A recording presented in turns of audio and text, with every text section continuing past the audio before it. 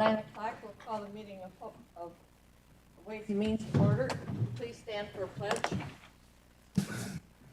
Allegiance to the flag of the United States of America and to the republic for which it stands, one nation, under God, indivisible, with liberty and justice for all.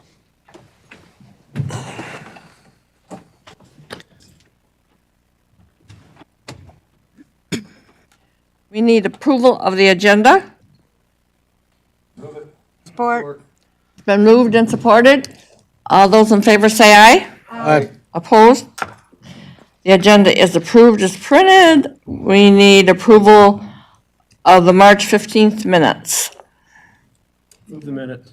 Okay, it's been moved and supported. Any discussion? All those in favor say aye. Aye. Opposed? Minutes are approved as printed. We're down to limited public comments. Limited public comments is 3 minutes. Does anyone have anything they would like to share with us today?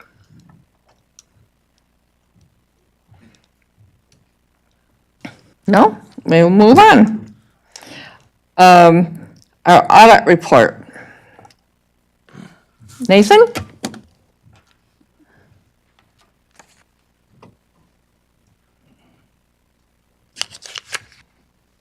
Good morning. Morning.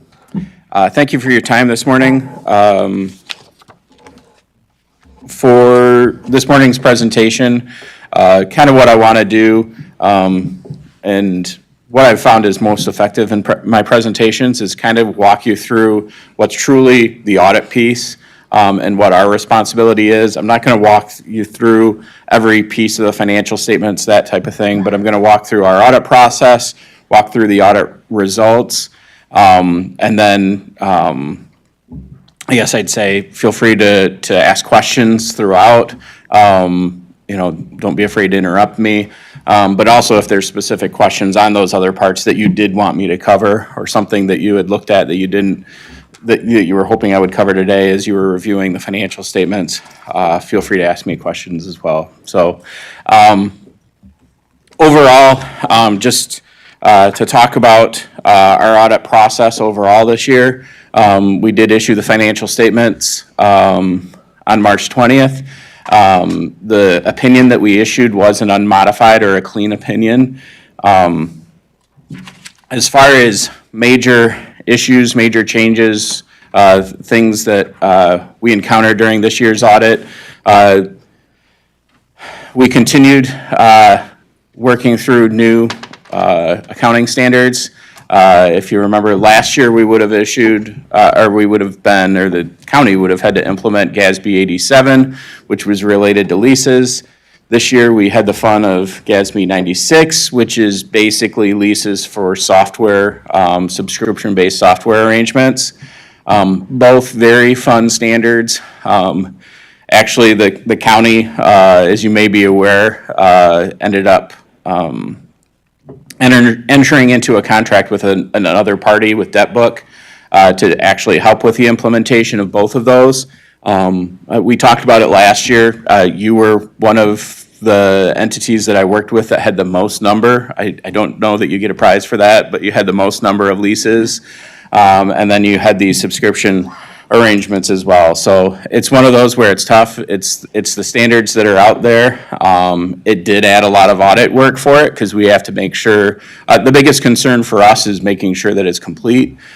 So we have to look through and have procedures to verify that it's complete, but then also with it being a new standard, verifying that the calculations are correct, that kind of thing. Luckily for us, we do a lot of work with DebtBook. That's actually what we use. So we have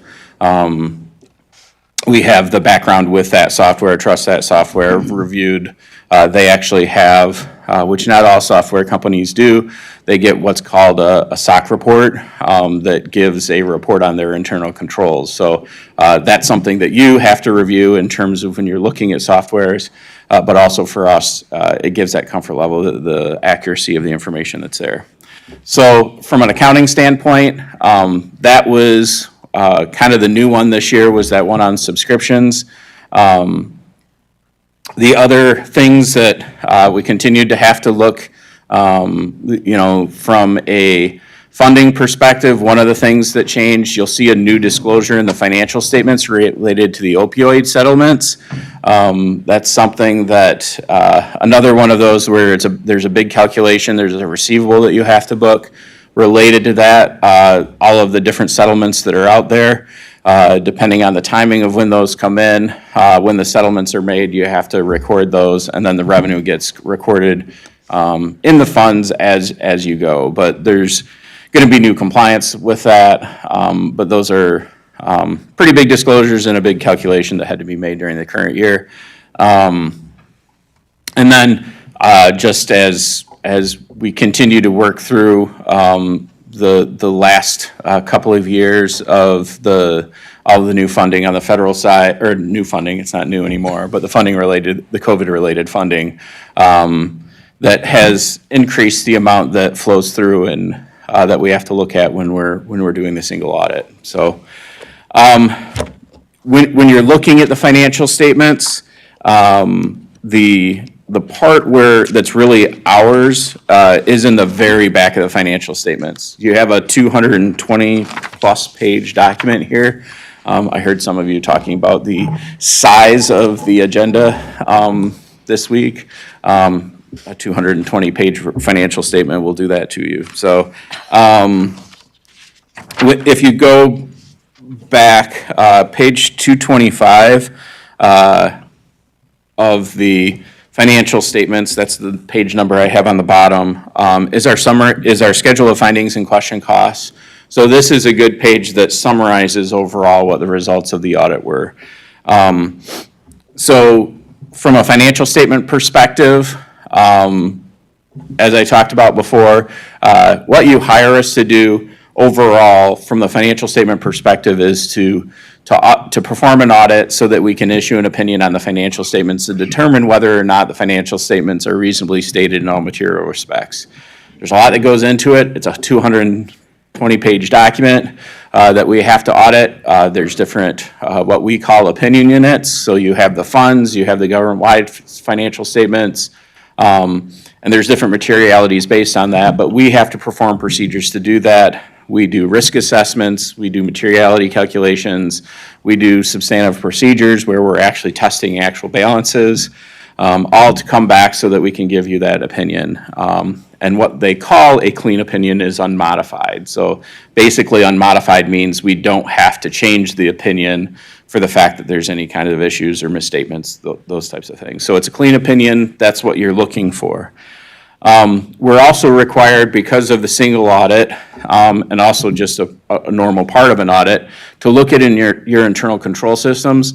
And if something comes to our attention during the audit that indicates that there's some type of weakness, and there's a couple of different measures, they call them material weaknesses or significant deficiencies, depending on the significance of the items that we find, we're required to report those to you, especially in a specific way, because your audit is conducted under government auditing standards.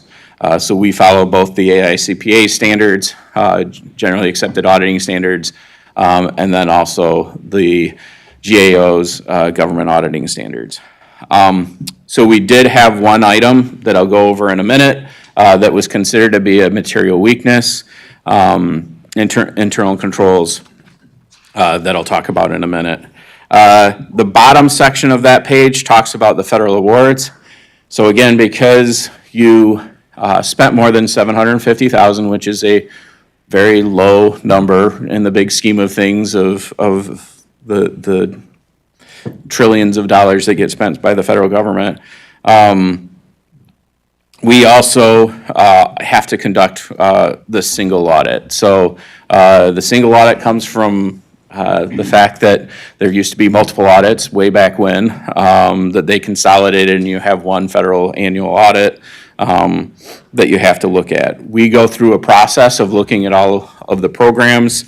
A few pages back, you have what's called the Schedule of Federal Awards, details all the different federal grants that you administer. But we go through a process looking at all of those, doing risk assessments, looking at the size of those programs, and then also whether or not they've been tested, and we've had issues in the past, and then we determine what we will be testing as major programs. We had 2 programs this year. We had the state and local fiscal recovery funds, that's your ARPA dollars. And then we also did an epidemiology grant as well as major programs. So when we do this compliance testing in the single audit for these programs, there's 2 things we're doing. One, we issue an opinion on compliance. We have to test compliance on specific areas that are identified by the OMB, Office of Management and Budget, as areas to be tested. We don't test everything. We don't test every single requirement. We just test what we're told to. In some cases, we have to figure that out. I believe that epidemiology grant, we have to, there's a little bit different process for us because it's not in their, they have certain programs that are identified in that, what they call their compliance supplement, and then there's other programs that they don't have that, and we just have to look at the available grant guidance to determine what the significant items are for us to test. So we go through that process, we do compliance testing. We also have to test internal controls. That's actually a requirement that's a step up in a federal program audit, actually, where we have to conduct our tests so that, and do controls testing. We're required to do controls testing on the federal awards to determine whether or not there are appropriate controls in place. So on the 2 different programs, one of the programs we did have what would be considered a qualified opinion because we did have what we would consider to be material noncompliance. And on the other program, there were no issues, there were no findings, and it's considered to be an unmodified or a clean opinion. So then getting into the 2 findings that we had, one of the findings was a material audit adjustment finding. It's considered a repeat finding this year because you did have material audit adjustments last year, but it's not necessarily the same audit adjustments that were there from prior years to this year. As you can imagine, an audit is a very large, there's a lot of things that we're looking at, and in the process of doing that in a place, as with a lot of county governments, there's a lot of different departments that are involved. I will say in county government especially, there tends to be a lot more where things are less centralized per se than what we have at other entities, which can cause more risk in terms of there being something that slips through the cracks and isn't recorded the way that it should be. There were some items, we detail which funds those hit that we did identify during the audit that needed adjustment. Important thing to note is those adjustments were made. We did detect these items and the adjustments were made so that the financial statements are correct. But because just by nature, when you look at what a deficiency would be, the fact that we found it and we recommended adjustments for that, really under the standards, they actually call it specifically out and say, well, that really is a very, very strong indicator of there being a weakness because there had to be an adjustment, and if not for the auditors, the financial statements would have been misstated. So the items are detailed there. But again, the corrections are made. I think in terms of looking forward, I mean, I think it's going to be, I'm confident that the team understands what the issues were and what needs to be changed going forward. Again, I think there's always a risk when you have a decentralized staff, and especially with all of the other things that are going on. I mean, we're finding, I will say, I think we're finding more and more where we do find some audit adjustments that come through just because staffs are stretched more and more thin because of all of the other things that are happening. You look at the new standards that are having to be implemented, that's more time. You look at all the grants that are out there and what has to be done, there's just more time that's being incurred. And then, not to get too deep into things, but we're finding there's less and less finance people out in the industry. So you're finding less and less ability to find the talent, that those types of things. So that's the financial statement finding. The other finding was on procurement in the program under state and local fiscal recovery funds. There was a grant where when we went to request the documentation, the standard is that anything over certain dollar amounts in a federal program, you're required to bid that. And there are some exceptions where you can have sole source and indicate that they're sole source, but one, it's supposed to be very infrequent that you use that. And two, if you do that, it has to be very clearly documented the reasons why that procurement was, why it wasn't put out to bid, what steps were taken to verify that it was something that in the best interest of the county and of the program overall. And so none of that documentation was present. And again, because there wasn't the documentation, it had to be reported as a finding. And again, this is a compliance issue and an internal controls issue because procurement is the compliance item. Again, it's one of those weird ones where the control actually also is a matter of compliance because that's what's required under the federal program. So those were the two findings that we had in the financial statement audit. So I guess I'll pause there. I do have a little bit more that I wanted to cover related to the other communication that we have, but I'd want to pause here for a second if anybody has any questions. Yes. Thank you, Madam Chair. Just a question on on your opinion of the responses of management to these issues. Obviously, significant to have a finding that is a repeat finding. We don't want to have that. I'm confident that based on what my discussions with management, that we've got, this will be fixed. But in your opinion, the responses as far as the plan of action from management, do you think that in your mind they will take care of the issues that we've had? Yes, I mean, I'm confident. They've always, I will say, whenever I've talked with management, with the administrator and her team, and the finance team, they have been very responsive. The approach has always been, what can we do to change? What's different? So it's definitely something where they want to change and make sure that there's improvements going forward. Right. So. And you had indicated that you've seen these more of these types of findings specifically related to adjustments and things because just again, like other entities, other governments, we're getting stretched as far as our employees are concerned. We're asking them to do more with less, and so you're confident that helped lead to this issue, probably? Yeah, that I would say that's probably an indicator. Another example that I'll give is we have more and more municipalities.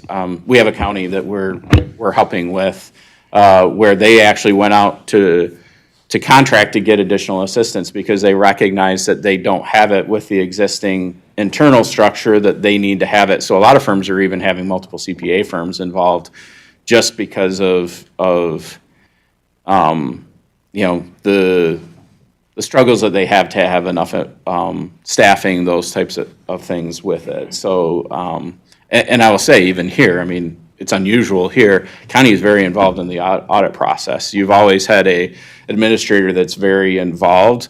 That's pretty unusual that you have someone at that level because of all the other responsibilities that they have that they, because John before was very involved. And so it's something that's unusual. So I think in the transition, I think even in some of the conversations, she's involved, probably not as involved as what John used to be, but that doesn't surprise me because there's a lot of other things that she has to do as an administrator. So. Sure.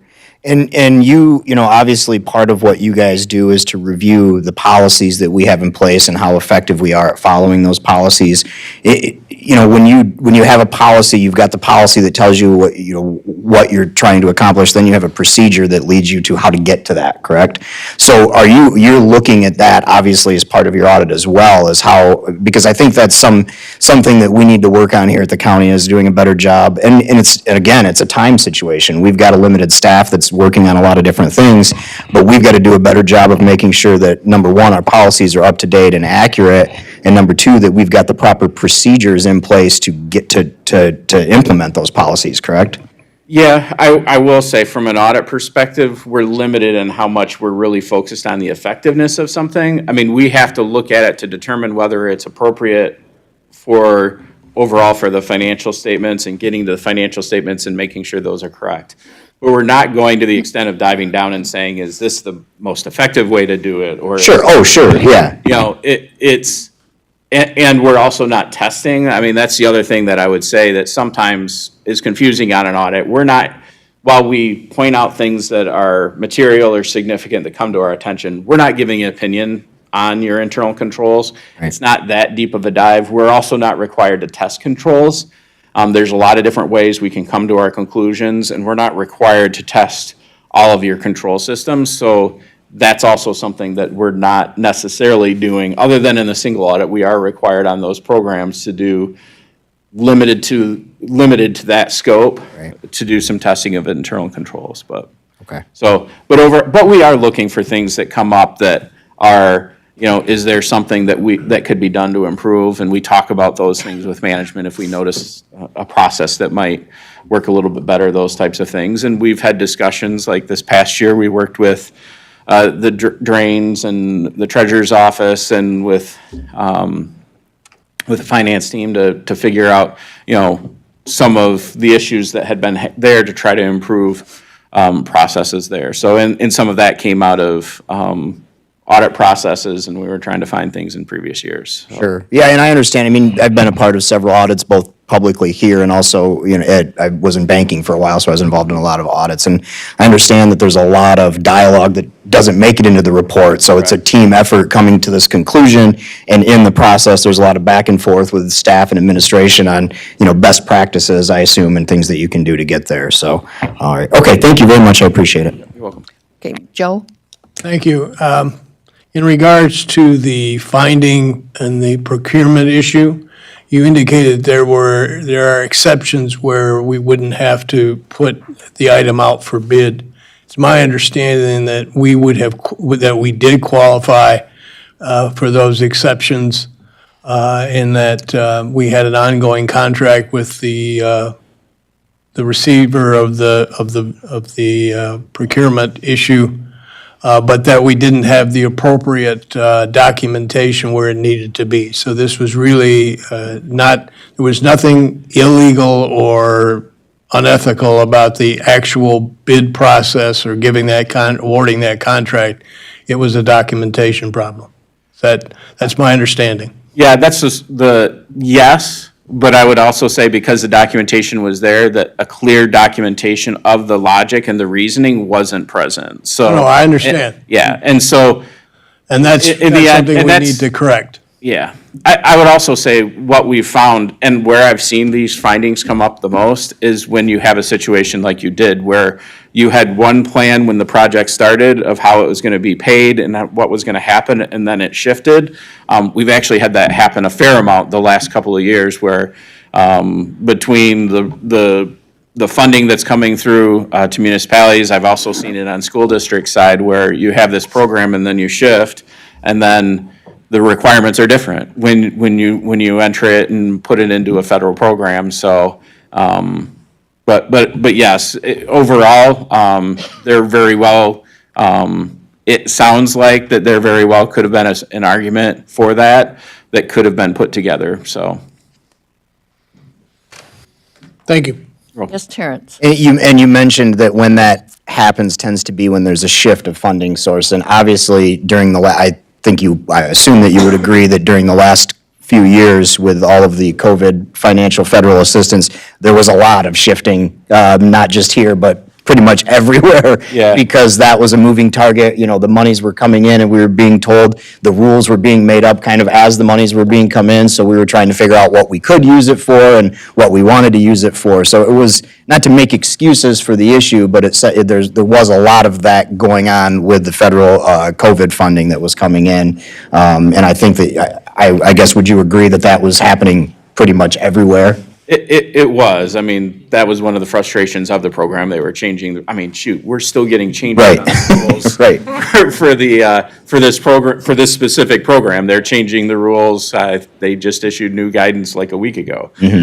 So it is one of those things that makes it difficult. And they also, in that process, there are some programs where they waived certain requirements. Right. Where it's applicable in other programs. For instance, the Davis-Bacon on how you have to pay, how the contractors have to pay, that kind of stuff, and what you have to do to document that. That's applicable for some programs, that's not applicable for other programs, and which just makes it more confusing.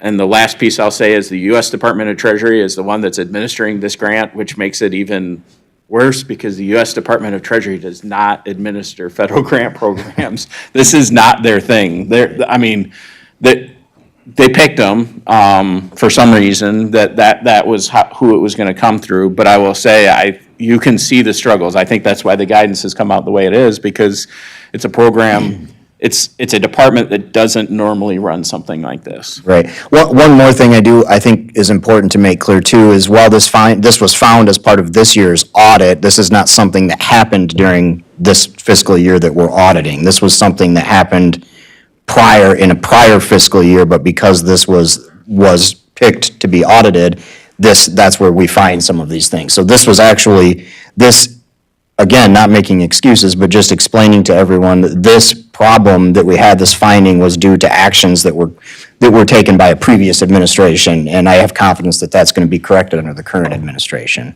Is that fair? Can I add something to that? Yeah. I do want to note that in November of 2021, the board had approved a contract with Johnson Controls, and that was for energy efficiency. Upon receiving the notification of the COVID funds, it was determined that we could utilize those funds for that energy efficiency program. So the board took action on that in March of 2022. With that, everything was fine, and in the resolution that you approved, it actually did indicate that we were utilizing the same vendor, basically sole sourcing, but it was not the documentation that was required under the federal guidelines.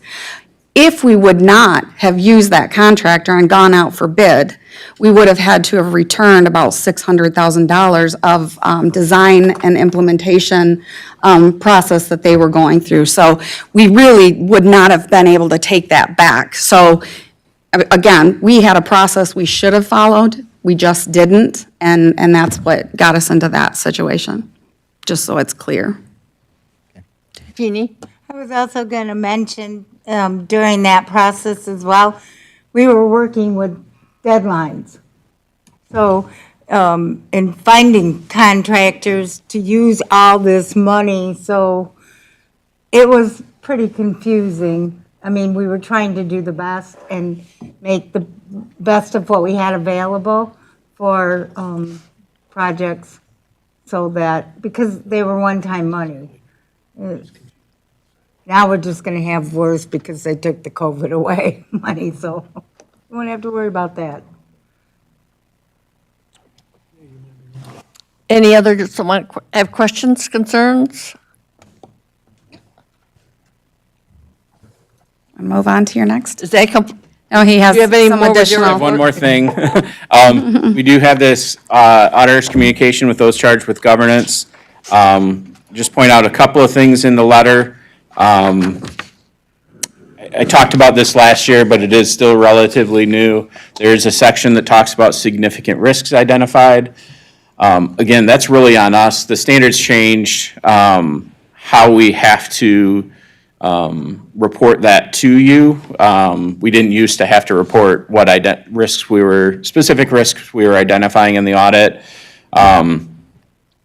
And the items that are listed in the letter really are those things that were kind of required under auditing standards. It's not something new. It's not something where we're like, there's something for you to worry about. It's more about what we've done in our risk assessment to determine those major significant risks. That was revenue recognition, management override of internal controls. Those are kind of defaults, what we have to do everywhere. And then on top of it, we also added this year the completeness for that subscription-based information technology arrangements. And that's kind of a standard for us, or is going to become a standard in terms of when you're implementing a new accounting standard, there's going to be a risk associated with it because it's new, because nobody's done it before. And to understand the significance to you and how many are out there, it could have been that you ended up with none, but because we have to do some work to figure that out, that's going to be a significant risk for us. So it likely will not be next year because now we have a better understanding of what the county does use for those agreements, and it'll be more of a updating, that kind of thing. Again, we'll still do procedures, but it won't be raised to that level where we would consider it a significant risk. In terms of the rest of the letter, it's just kind of standard things, kind of one of those where we would disclose things to you if there were significant items to disclose, but there's nothing that I wanted to talk about there. You have attachment A as comments and recommendations. These are items, again, where we could see improvement, something we want to highlight, but doesn't raise to that level of significant deficiency or material weakness. And there's just one item related to drain capital assets. Again, this is that process that we talked about that's being worked on. We just want to make sure that that's cleaned up going forward. You'll also see the very last page, there was a past adjustment, and it's really a past prior year adjustment where when the county went through the process, there were some items that were determined weren't recorded appropriately. It was fixed in the current year, so the ending balances were correct, but rather than going and making a big prior period adjustment, it just was run through the current year. And again, ending balances we feel are correct, so going forward, we think the county's in a real good spot there. So, and then attachment B, this is the one where, we talked about the new standards that are out that we had to implement this year. There are 3 more standards that still need to be implemented. We're in the hundreds now, 100, 101, and 102 for standards. You'd think they'd stop sometime, but nope, they keep coming. The first one, accounting changes and error corrections. This one is really focused on how you disclose and report prior period adjustments when those happen. The only effect that you're going to see, and it's one of those that makes no sense to all the practitioners, but it's going to change. It's going to appear that you have a prior period adjustment in the years that you change your major funds. So in your financial statements, you have certain funds that show up in the front, and then others that are not considered to be major that are in the back. If that changes, whether it's major or non-major, it'll be a prior period adjustment, and we have to show it like it was a prior period adjustment. It makes 0 sense, but they're making us do it. So that's the biggest impact on the county. It'll look a little strange in future years if you see that. The next one that's going to have really a big impact is compensated absences. They're changing how that gets measured.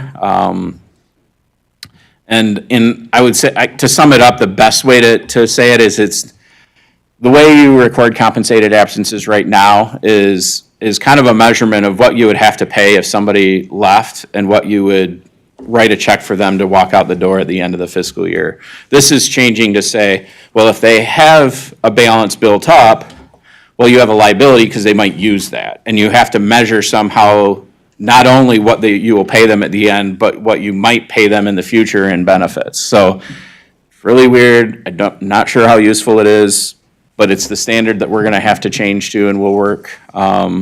As long as we're with the county, we will work with them to make sure that there's an understanding there. We give training on it, and that it can be implemented. But we do have, thankfully, a couple of years to get that one taken care of. And then there's also this is the latest one, also in 25, we'll have to be looking at the risk, some of the risk disclosures that you have. and potentially modifying those. So that's what's to come, and, something to look forward to. Thankfully, the big ones, this year will kind of be that year that the county gets to kind of take a step back, take a breath. There's no new standards to implement. There's still work to do on the ongoing ones, because those leases and the subscriptions are there to stay, so you're gonna have to update that. But overall, nothing new coming down the pike, so, at least not this year, so. So that's all, other that's a conclusion of my remarks, so. Any other questions for any members? None? So Nate will be back again Wednesday night to go over this with the full board. If there's anything else that any of the commissioners here wish to hear about, just let us know and we'll make sure that he can follow up on that. Okay. All right, thank you very much. Thank you. Madam Chair, I would move that we take the acceptance of the audit report off the table. Okay, thank you. Is there support? Support. Okay, it's been moved and supported. All those in favor say aye. Aye. Okay. I would now move that we accept the audit report. Support. We move Do we on. need to move to support the audit? We'll move now to support audit report. Okay. Is there a motion for that? Joe Just do it. No? Okay. Support. and Terrence. And you supported that, Terrence supported it. Okay. Who's Terry? Okay, Terrence. Is there any discussion? All those in favor say aye. Aye. Opposed? Thank you.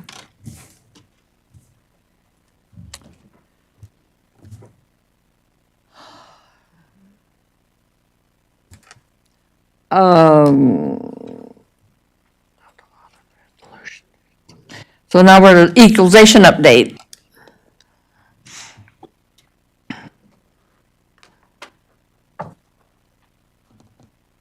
Good morning. Yeah, it's that time of year. I want to thank my staff for compiling all this information this year. Just wanted to note that the board reviews were rather slow, actually, because the assessed values now are so much higher than the taxable values. We're not seeing as many appeals as we used to, which is kind of surprising considering the values are going up as much as they are. We did have pretty good news, including new construction.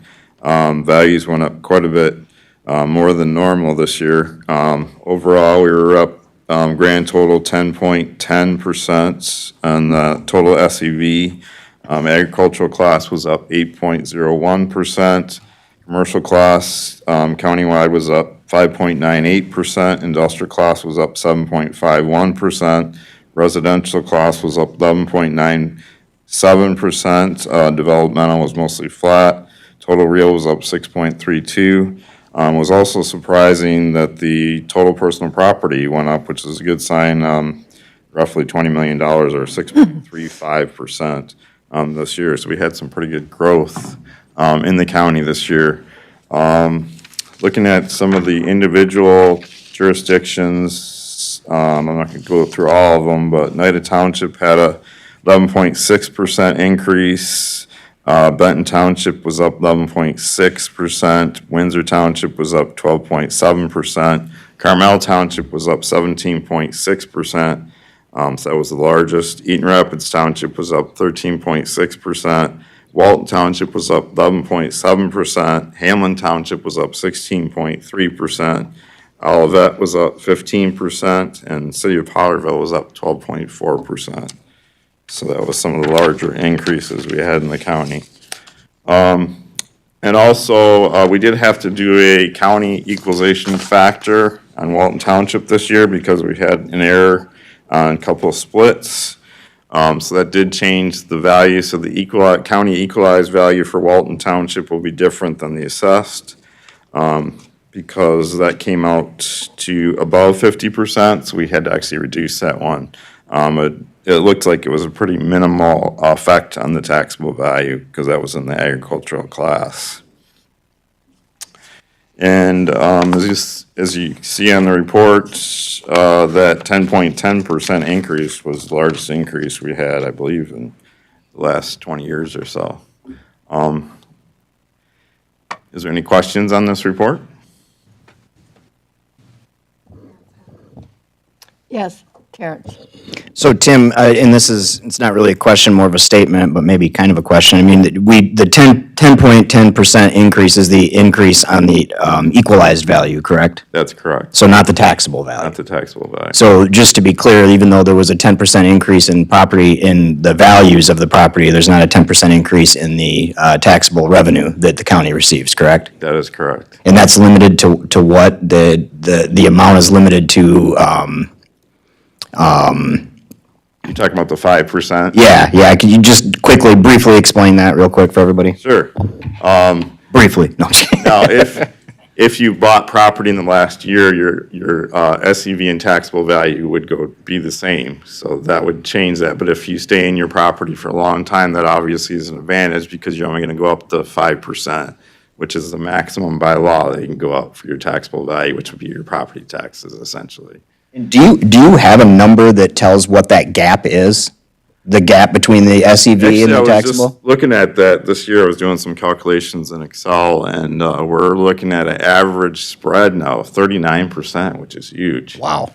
So the SEV is roughly 39% on average, higher than the taxable. Right. So which is an advantage, because if we did have another recession that hit or a downturn in the real estate market, There's some cushion. there's some pretty large cushion there. It probably wouldn't affect us very much at all. Yeah, that's a great advantage to the. Unfortunately, though, on the other side of it, obviously it limits the amount of taxes that the county can collect in normal times. So That's correct. there's a nice cushion there, but and I point this out just to, again, we've talked about the financial difficulties that the county's facing, and this, in my opinion, is part of the systemic problem and issues that are created because of this act for local governments. So, thank you. Yeah, and a little history lesson. When the recession took place in 2008 through 2010, when the taxable values were actually going down, we did not get the reverse on the Headley rollback. So you get that large reduction, and you're not getting your reduction back that you did in the millage over many, many years. Also, just want to note some of the new construction that we saw this past year that did have a large impact on the SEV increases and also the taxable value increases for this year for the budget. We had the Amazon plant is totally finished now, so that was good. That added another $20 million in taxable value this year, so that's roughly running about $80 million in taxable value that added to the total taxable value for our tax revenues this year. So it's pretty substantial, and they've also added quite a few employees there as well. My understanding that's up and running now. We had some other projects as well. Some of the apartment complexes, Delta are expanding.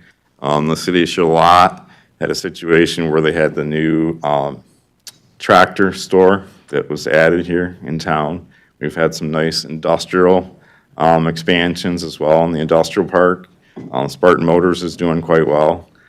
So there's obviously some positive things going on. And going forward, we just did find out that Consumers Energy has moved their main operations into Windsor Township. That is going to be a 425 agreement that's going to be transferred from Windsor Township into the city of Lansing. So that's going to be a pretty large project going forward. So that was obviously good news. Yes, Jeannie? How long is that 425 for? I have not seen the actual agreement yet, but I believe they're usually about 20 years on those. And I did hear that they're sharing tax revenues between Windsor Township and the city of Lansing, so both jurisdictions are going to benefit.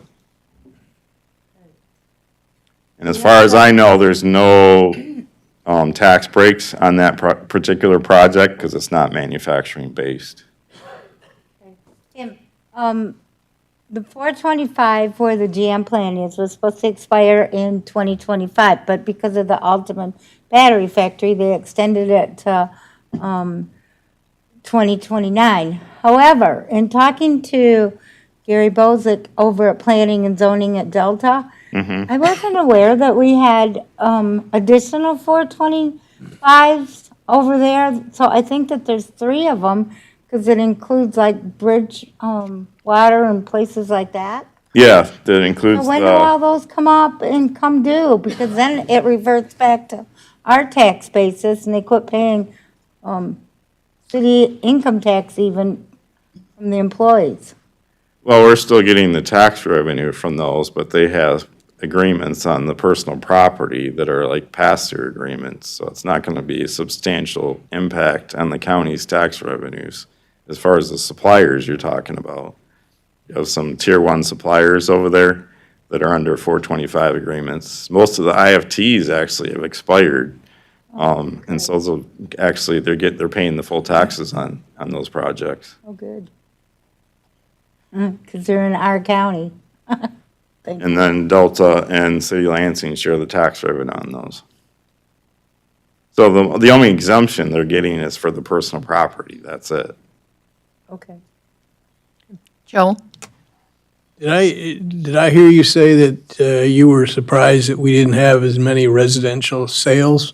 Is that what? No, residential tax appeals I was talking about at the board review. Okay. Any other questions? Thank you. We need a motion to approve the equalization report. So moved. It's been moved and seconded. Is there any discussion? All those in favor say aye. Aye. Opposed? Passes. Thank you.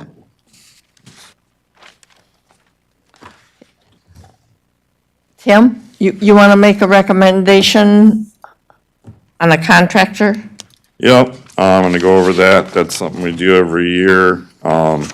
We had 3 proposals that we received for a contract appraisal for field work this year. We had one that came in lower at $49 a parcel for a total of $18,620.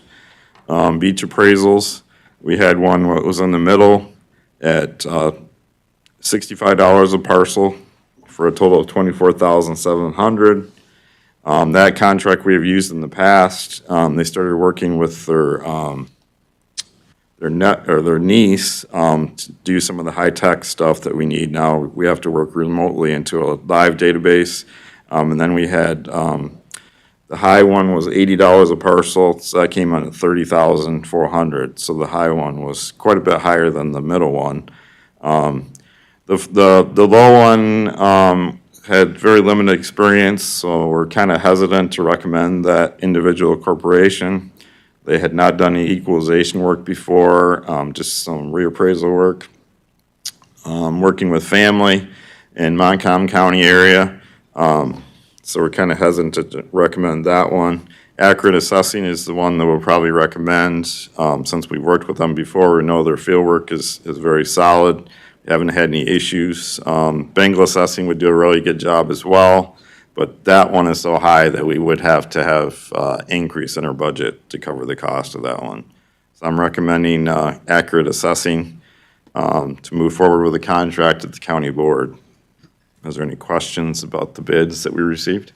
Terrence? Yeah, Tim, so this company we already work with, we already utilize Accurate Assessing, or We we have didn't in the use them past? the last year, but we did previously. Okay, But they had when he was working by himself, he had a hard time with the remote, the high-tech part of it. oh, that's why you indicated his niece and the. That's why Okay. he said he's working with his niece now that knows that stuff.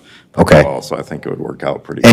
And you are confident that you vetted this company to make sure that there are no potential conflicts of interest or anything with the county or in your office? No, there's no conflict of interest with any of these 3 bidders. Okay, thank you. Won't be an issue at all. Is there a motion? I would move the recommendation. It's been moved and supported. Is there any discussion? All those in favor say aye. Aye. Opposed? The motion passes. Thank you. Anything else for us, Tim? That's it? Okay, thank you. Tim, you forgot to mention the major bakery expansion in Grand Ledge that drove up the tax matters. That was pretty important. Not quite Amazon, but close. Really close.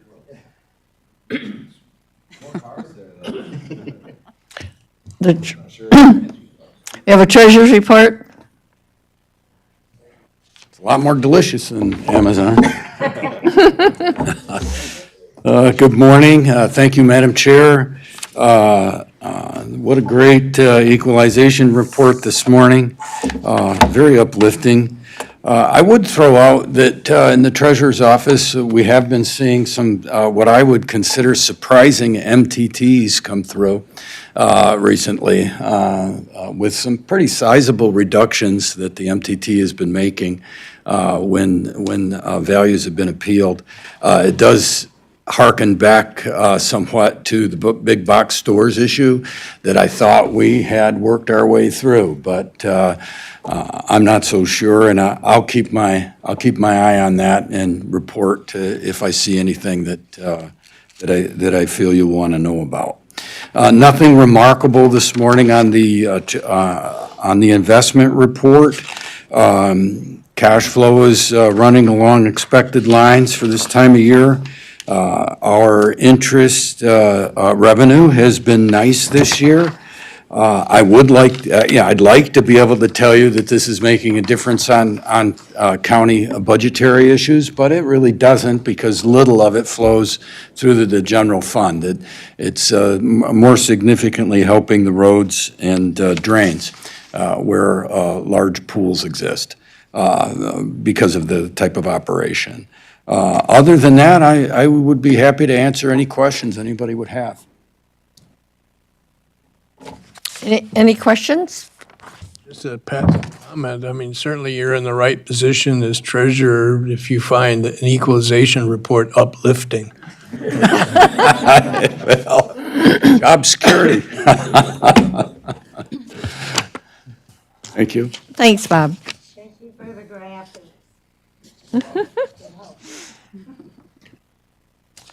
Okay. Human resources? I think I'm stuck.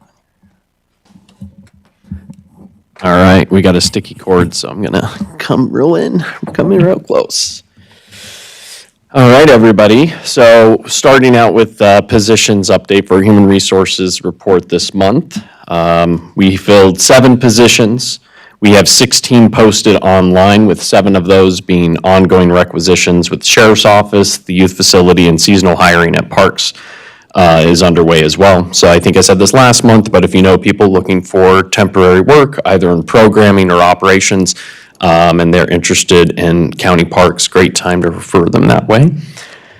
The 12 positions we're recommending are due to people being promoted, resigning, or retiring. Quite a few of these are actually within trial court, 6 of them. So Amy, as a trial court administrator, has had a very busy month. Some of this is related to shuffling staff changes related to retirements with judges and promotions into judicial assistant positions that accompany those judgeships. And some of it's just retiring and changes like that. So Sheriff's Department update. Corrections jail is fully staffed for corrections deputies.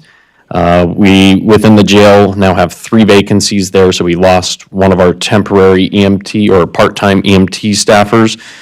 So this continues a trend where we have to consider the county's ability to attract, retain employees with EMT qualifications.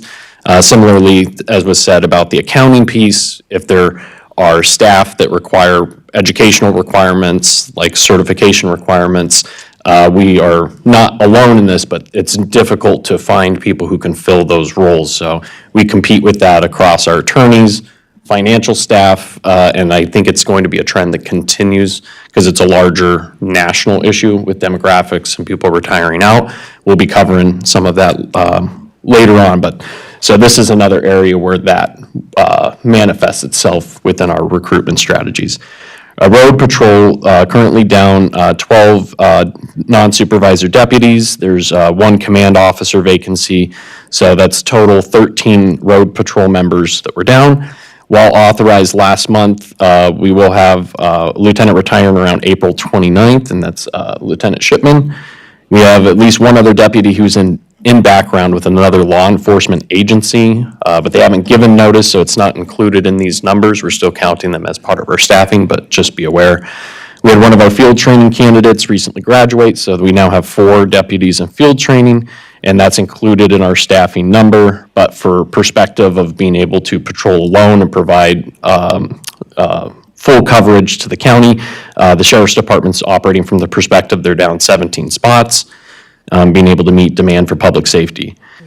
And that can be higher if anybody is out on medical leave, assignment, or assigned at courthouse security to meet the security obligations of this building. So future outlook, we have 5 members of Road Patrol who will be eligible in retirement in 2024. So at present, we would estimate that when they qualify for retiring, they will probably leave shortly thereafter. With exceptions, shipments stayed on quite a few months after at the request of the sheriff. So we may have some of that, but we should be cognizant that we'll have that rolling turnover. The law enforcement labor market, we talk about this a lot, but previously stated, number of applicants that are higher eligible based on criminal history and background investigations and physical requirements have been low. And then once we funnel them through the academy and other training requirements, and then they have to pass field training before they can patrol alone. So there's a big lag time on when we're able to get somebody through. But we do have some good news on that I'll report in a little bit. Then we look at retention of deputies within their first 3 years of service. These are a lot of the recruitment retention efforts nationally and within Michigan that have been difficult. It's one of the reasons you all authorized us to bargain early and implement some compensation changes to hopefully help address this for our road patrol division. So we're still monitoring the effect of changes, but I do have a good update on that. We have 5 active sponsorships in the academy currently, which should be done in May. And the good update is where previously we never got enough applicants that you could tier them out like top tier, second tier, third tier. Combination of increased recruitment efforts and using different things to reach out to schools has created enough candidates where the sheriff's office is actually getting to kind of tier out and get top tier candidates. One instance, there were 3 people from MSU's criminal justice program that applied, which is fantastic, and that's a trend we'd like to see increase. So I think that's a combination of the hard work coming out of the sheriff's office and then also the compensation changes we've made that's put us, instead of kind of down on our comps with other counties in the area, and putting us closer to middle of the pack in the top third. Yeah, so, but for perspective, so we have 4 candidates in the wings for Washtenaw Academy, which would run May 6th through September 26th. If these candidates are successful, they would do field training and have a tentative completion date of January or February of 2025. Those are estimated dates. And then we have another 2 already in the wings for LCC's Academy, which runs August to December. If those candidates are successful, then they'd have a tentative FTO completion of April or May of 2025. Field training can vary depending on the individual, so some people take more time, so that can vary, is the only reason I say that. But just giving you that perspective, if you're not hiring an MCOL certified officer, then this is the process that we go through. And right now, this is the pipeline that's a significant source of our recruiting. So just wanted you to have the full picture. Any questions on that before I transfer? Yeah. Okay, Ben, I know at a MAC conference, well, a couple times it's come up at MAC conferences. So when you just mentioned Washtenaw, because I knew we had the LCC, why are we using Washtenaw-based academy? Is it because there was no place to put a recruit? No, it's a great question. So, and not uncommon, but so most law enforcement agencies will have 3 to 4 academies that they work with, all because if you have a candidate who's interested, you want to get them into the academy as quickly as possible. So there are 2 factors that you compete with. One, there are limited spots at each one of these. So right now we have 2 at LCC. If we get our candidates in there, we might be able to get more on that, but you're spot limited, right? So you wouldn't want to be dedicated to one facility and then lose the opportunity to recruit others because of a timing factor. Okay. Yeah. So the counties up north talk at our breakout sessions about the cost of having to pay mileage and motel bills and all that for them their recruits to come closer to where we are. Right. So we're doing the same thing then if we send them to Washtenaw? Yeah, so we actually, right now, have been able to cover a lot of our academy expenses through grants offered through the state of Michigan, the state police. That funding was recently renewed, so I know there's another year left on it, and it's a communal pot of money, so everybody's got limits on how much each individual county or city can send.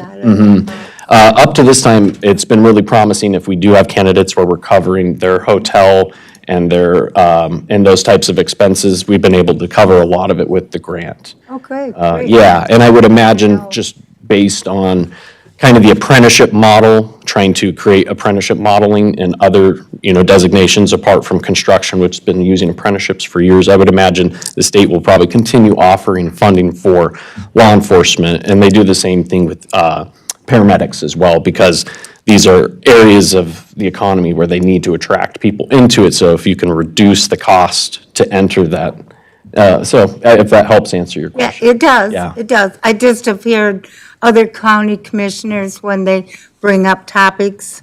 And so knowing that we had the LCC Academy, Yeah, it never crossed my mind because I'm going, well, we're not north of Mount Pleasant. So, yep. and retaining them, once they spend the money, to get them trained and down the road and everything, that's been another topic that gets brought up at those smaller type breakout sessions. Yeah, and, so one of the things we built into our agreements when we cover is if the county puts forward the expense, the requirement is that somebody stays on with the county after 2 years of service from when they complete their field training. So if the county is investing the money and putting somebody through this, we want at least the investment that they're with us for a period of time. We have made accommodation because we are getting grant funding that if there's a separation, and we take the grant into account, so we're not getting reimbursed from the state and then making people who I leave remember before we that. Yeah. went through quite a conversation about having them be able to stay with us for a certain amount of time in an agreement Yep. and things like that. But, okay, no, I didn't know about the grants, but thanks. Yeah, absolutely. They've been really helpful for assisting us, especially because if we didn't have that grant source for what it's worth, it would make it riskier for the county to take, I don't want to say risk, but to say somebody with no law enforcement experience, all right, we'll give you a shot. The grants take a little bit of pressure off in that if you have to give somebody who's never been in this kind of agency or role, it just relieves it a little bit, so, yeah. Thank you. Yeah. All right. So then, other questions with the sheriff's department update? Not the sheriff, but in regards to the juvenile care facility and the new positions that we'd be needing to look at when the expansion is completed, where are we with that? We actually were going to meet with Jeremy yesterday, but we just got swamped with all the document prep for this committee. So we're going to be meeting with him next week to have that discussion, including the idea of potentially early bargaining and some of the things that we've talked about in the past. But he has been working on compiling that information, so we should have an update for you at the next Ways and Means Committee. As I recall, and I may be wrong, but in my recollection is that we were anticipating starting to hire some of these new positions or fill them starting now in May to get them ready to go when the facility was open? Yeah, I think there's a 1 to 2 month lead time that he was hoping to have so he can get them onboarded, up to snuff, and plugged into the organization. You are correct, yep. Thank you. Yeah. Okay. All right, I'll just touch on one topic we've talked about for a couple months now, but we're in the process of developing a job description for an accountant within the drain office. This was something that was brought forward either to be done potentially in May or June. There's still more work to be done on this, but we believe of the importance of empowering the drain office and being able to manage the complexities of the financial and statutory work that they have. As we've stated, and will come up more as we talk through Melissa's update too, is the apparent need for better defining of duties and responsibilities between the treasurer's office, the drain office, and the controller's office based on the scope of work we all do in managing the county's finances, both individually and collectively. So more to come on that, but wanted to give you the update because we had mentioned it a couple Ways and Means back. Ready for our motion? Yeah. I'll move the positions. What'd you say, Terrence? I said I'll move the positions. Okay. And Joe? Okay. All those in favor say aye. Aye. Opposed? It passes. Now, we have a position up that was approved. Now we need a renewal approval. Excellent. So Encompass, this is something that does require action from this body. It's our annual renewal for Encompass. This is our employee assistance program. Provides up to 5 free counseling sessions to employees a year.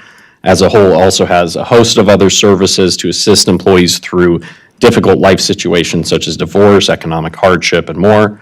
The benefit also covers family and anyone who resides in the employee's house as well, so it's a pretty good benefit, and we do recommend this to a lot of employees throughout the year. The price went from $669 to $695, so a 26-cent increase per full-time employee, and that's a quarterly basis. So I went ahead and did the math based on our current full-time staff who's covered by this. It'd be an annual increase of $359.84. At this time, staff recommends we continue to offer this benefit and renew the agreement with the current provider. I'll move the renewal of the agreement. Okay, it's been moved and supported. Is there any discussion? All those in Chair. favor say aye. Oh, yes. Terrence. Oh, just a quick question. I was just curious, do we know how this benefit, or how this is being used by our staff? Do they give us reporting to, obviously not details of what they're talking about, but how much usage they have? Yeah, no, great question. Last year, Andrea actually did a presentation on that, so we should get you an updated one too. And you're correct, they report out the aggregate so they can give you an idea, financial stress, work-related, and they kind of give you a pie chart snapshot of it, but we'll get that information together. Okay. Yeah. Great, thank you. Now, sorry, Barbara, now you can go ahead. That's okay. Are we ready to vote? Okay, all those in favor say aye. Aye. Opposed? The motion passes. Now we have one more. Lieutenant Detective reclassification request. Okay, so Captain Rob Block was supposed to be here and is unable to attend this morning, but the sheriff is here. Essentially, what we're asking to do is, we currently have a detective sergeant position. Way back when, years ago, and I was here, we used to have a detective lieutenant. What they've found is that they need the command structure at the lieutenant level rather than at the sergeant level, so that they're not having to have a sergeant then contact the captain who oversees the detective bureau. So this would eliminate some extra steps and processes. And I think I covered it. Right, Sheriff? Yes. Do you have questions? Move it. Support. It's been moved and supported. All those in favor say aye. Aye. Opposed? It passes.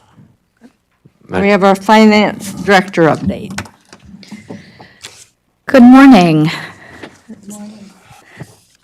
So before you, you have a much shorter report than your your annual audit report, but this kind of gives a snapshot of our fund balance, or our general fund operating revenues and expenses. So while the audit report is the overall picture, this is much more specific. It's not obviously intended to replace the audit, it's just kind of to show you an easier view of our financial reports. So if we take a look at our revenues, you'll see our revenues increased for tax revenue. That's pretty much expected. It's similar to what was prior fiscal years, so we increased about $1 million in tax revenue.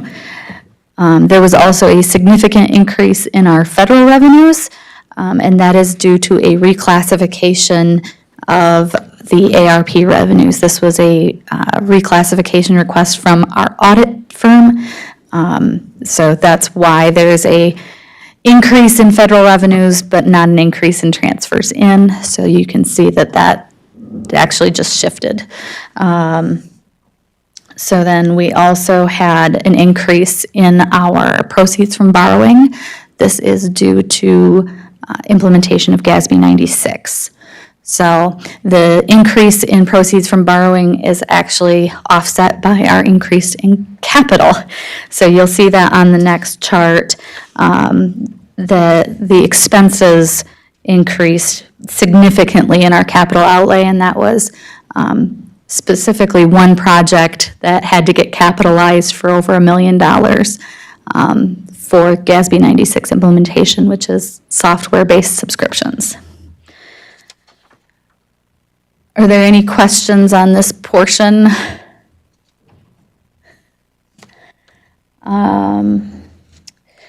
So wanted to go through the audit issues that were identified. I know we discussed these a little bit earlier when the auditor was here. There were a couple of other items that I want to mention. There was a note disclosure regarding budget over excess, or in excess of appropriations. This is due specifically to GASB 96 implementation. On a normal basis, we do not have over budget accounts.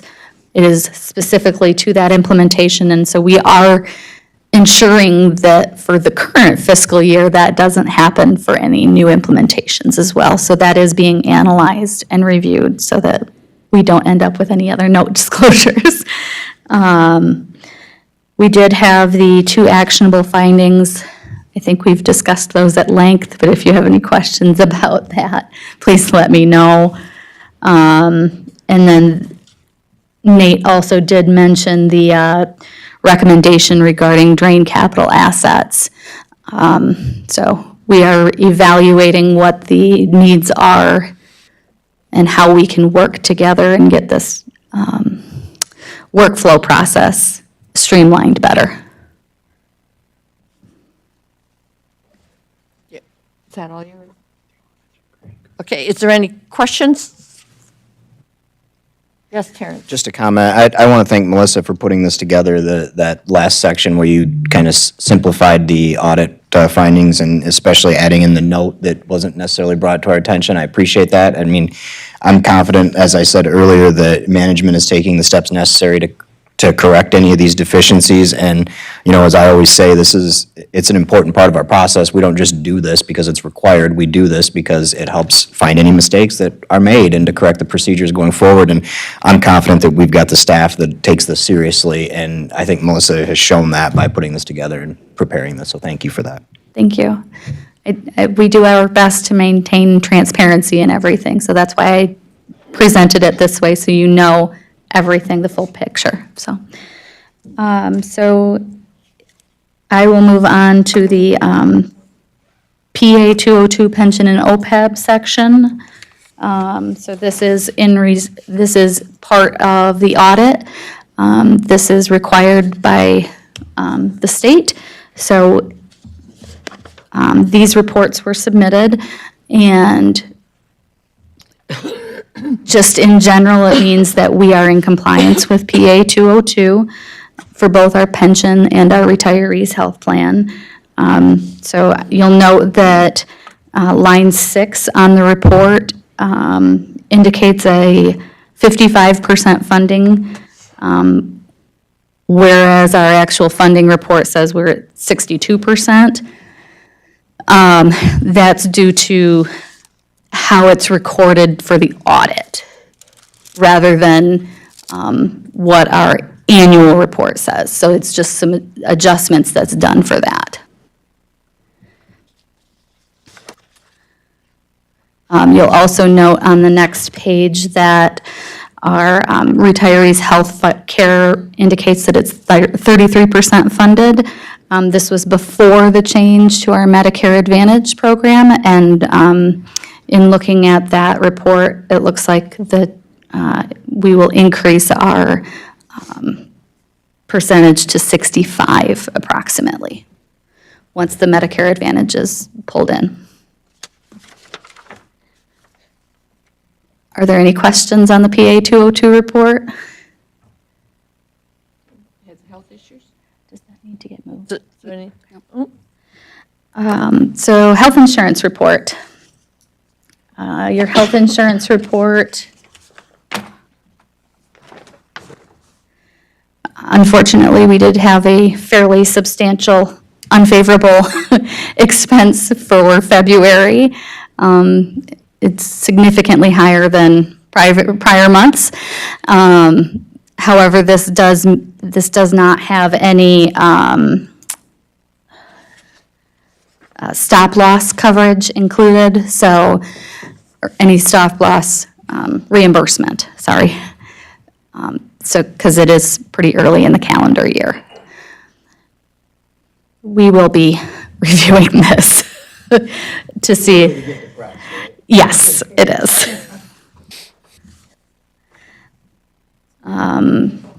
Child Care Fund report. So, Child Care Fund is pretty similar to last month's presentation. I think it changed by about $10,000, the annual, or the estimated projected fund balance, so. The only thing I'll note about that is we'll discuss that when we review the budget toward the end of the meeting. Are there any questions on that report? Okay. That complete your report, or we got childcare? That was, that completed my reports for that. The audit corrective action plan update, I do want to let you guys know that we are working with consultant Greg Gutschau, trying to analyze our workflow processes to make sure that we are being as efficient as possible within our offices. And so we've done initial meetings with him. He will be giving a recommendation to us. We still have to finalize a contract with him, though, but we've started the initial planning phase on this. Yes, Oh, go ahead.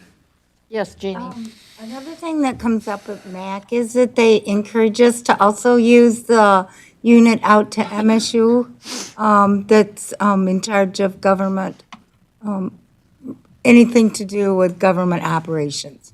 But out to MSU, there is a unit out there that they have mentioned to us. Okay. So if you have questions. I will get their contact information from you later, Yeah, so thank you.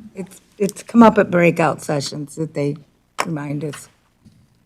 I'll note, one of the items that was discussed is in relationship to the fact that we are not centralized in our accounts payable or receipting processes.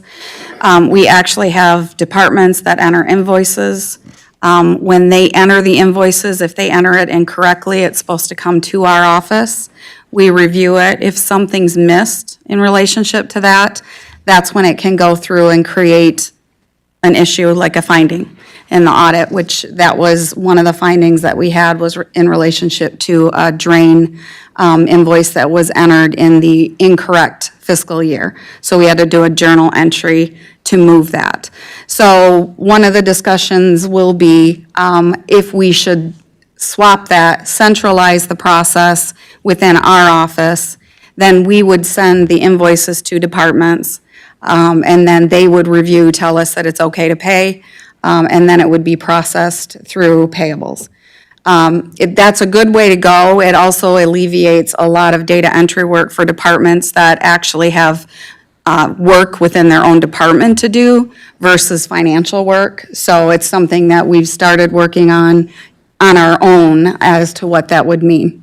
It would not mean, I say this, an elimination of any employee within another department, but it would alleviate them having to spend a portion of their time going ahead and doing all of this data entry and trying to figure out how they should enter it. Any other questions? That complete your report? That does. All right. Thank you. We're going to take a 10-minute break.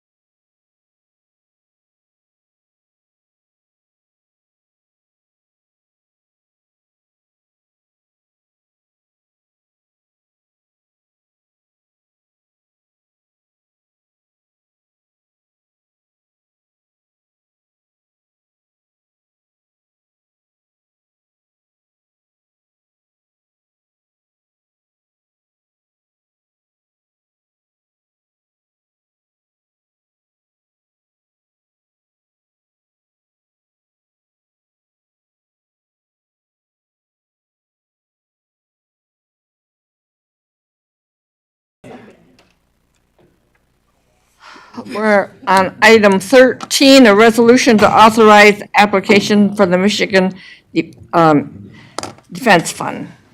Okay? So this is the Public Defender's resolution for their grant. This year, what's new is a compliance plan related to Standard 6, which is caseload. Mr. Havis has indicated that he can meet the caseload requirements, so he's not asking for new attorneys, additional attorneys. So at this point, we're okay. He'll continue to monitor that and report to the state if there's any change in that. So we need to approve the resolution to submit the grant. I'll support. It's been moved and supported. And, oh, yes, Joe. You've indicated that he's indicated that he can meet the caseload requirements, but in looking at the positions, I mean, there are 9 lawyers in the public defender's office, and we've got 3 open slots. So is he indicating that he can meet the caseload limits requirements based on the idea that it's staff? That's correct, but what he would do in the meantime is use outside counsel. I mean, 3 from 9 is 33%. I mean, I'm not a math wizard, but a third of his staff is open. And he's still doing trials, so. I don't, Joe, your mic might not be on, so I don't know if. You want to repeat yourself? No, I'm just kidding. I'd be happy to. I mean, Can I add one talk thing about on that? MERS too? I mean, I can go on for a while. Well, my question is kind of along those lines. I was just curious. I mean, we've talked about the difficulties in hiring attorneys in both the prosecutor's office and the public defender's office. Does this grant request, I mean, the grant request is based on the budget put forth by the department. Does that include increases in pay or things that we think that we may need to hire people to get to that full capacity? So if you recall, we increased the pay of attorneys throughout the county. So it does include that. And within the estimate that's done, Heidi, our grant accountant, has made estimates for a cost of living increases so that it will cover what we need for the next year. Okay. Because, yeah, this is basically telling the state what it costs to run this department, and they're supposed to make with some funding for it, correct? Yes, and we're about 450,000 is what the county's contribution is Okay, to that. okay, thank you. Jeannie? So, when you speak of using outside contractors, the way you just answered Commissioner Brailer, is that kind of like we used to do? Correct. The public defender can utilize conflict counsel is what they call it if there's a case that has a conflict. But if he has to appoint an attorney because he doesn't have an attorney to do a trial, he will do that, or to monitor cases, he will do that, so. Okay, so that's how he's filling out the, That's the only way he'd be able to do that. okay, thanks. Prosecutor doesn't have that luxury. Yes, Ryan? It says here that the grant is not to exceed $3 million with a county match. What's our county match? It's the 450,000. That's it. All right, thank you. Any other questions? I just wanted to add, because I do a good job, I think, framing out the hiring difficulties on a monthly basis with the sheriff's department. And we've talked about the attorneys, but we finally filled the position that has been open with the prosecutor's office for 5 or 7 months now. And with the public defender's office, we just hired 2 attorneys, I want to say in February, and we were almost at full staff. And then there was an immediate turnover that put us right back at 3.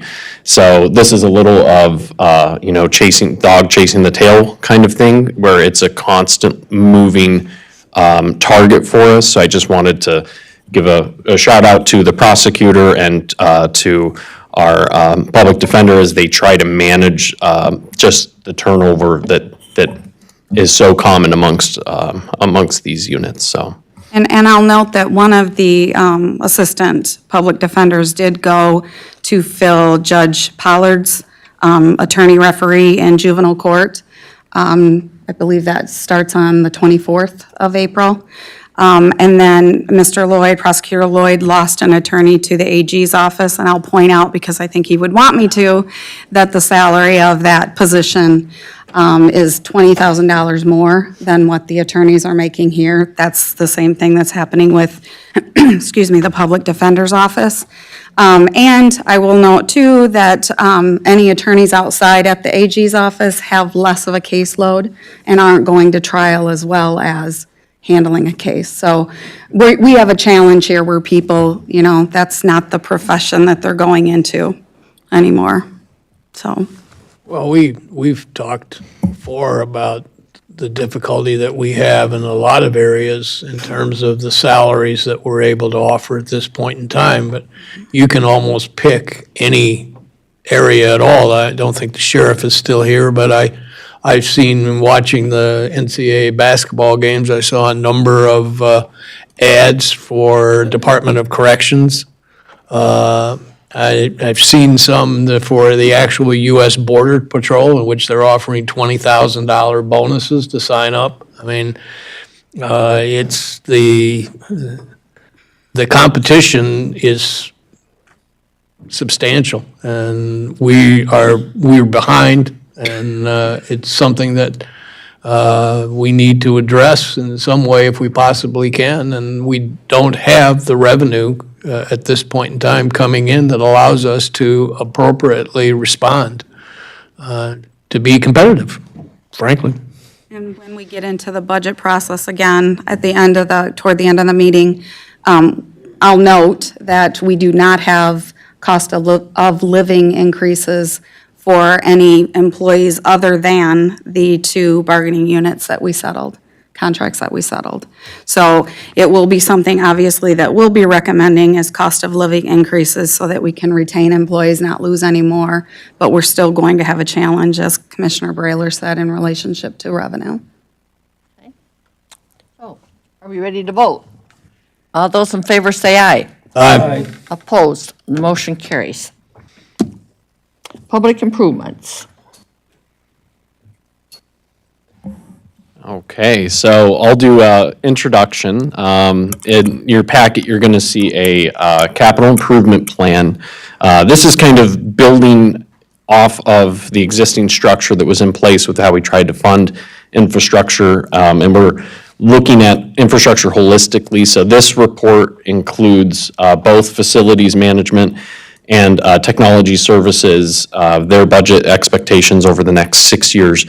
What we tried to do is take a look at how we've previously funded just ongoing maintenance, and set that funding aside to take care of projects less than 25,000. Am I early? You're early. Oh, all right. But that was a great intro into item number 18. Take it, Chad. We're gonna do 18 or are we gonna do 14? You're at 14. Okay, good morning. We'll start with my monthly update before we get into number 18 later on down the agenda here. So last month, we did some monitor well replacements out at the landfill. We've been replacing those annually, 4 per year. I think we started 2 years ago, and I think we have a couple years left. There's roughly 24 monitor wells out there that are in need of replacement, so we pick off a few each year. That was completed last month by our vendor Strata Environmental. Moving on to our JCI project with the performance improvement, we're right down to the end of that with the gutters and downspouts on the parking area out back and the EV chargers. The gutters and downspout portion is complete, and the EV chargers, we're waiting on a couple components, and then that will be complete. Then it's punch list and wrapping that project up through substantial completion. Working on a renovation, the capital improvement renovation projects internally here, the construction codes renovation being one of them. We'll be moving along down the hall here. We've completed the equalization side of it, and then we'll be getting going on the construction codes portion of it very shortly. Other than that, my office has been working on budget and capital improvement, which we'll get to later. Then I want to go back to the youth facility expansion project. Obviously, a lot going on there. If you notice, the crane is back up this week, and they'll be completing our crane work for the exterior walls and roof.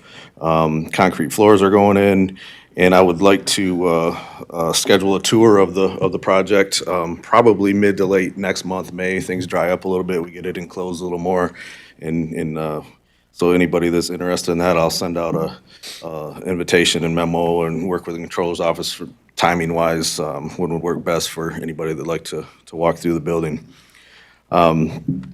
Also included in your packet is a change order, a memo and a change order that I brought to the attention of the controller's office, and I want to talk through with this board.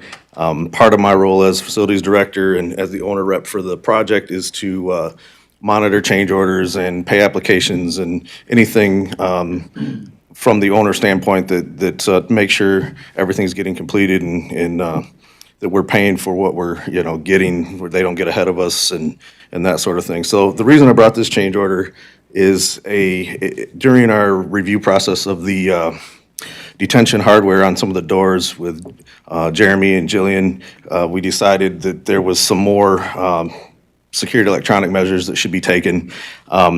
There's a memo included of, kind of describes it a little more. It's pretty substantial in cost, and that's why I wanted to bring it for discussion. Just shy of $195,000.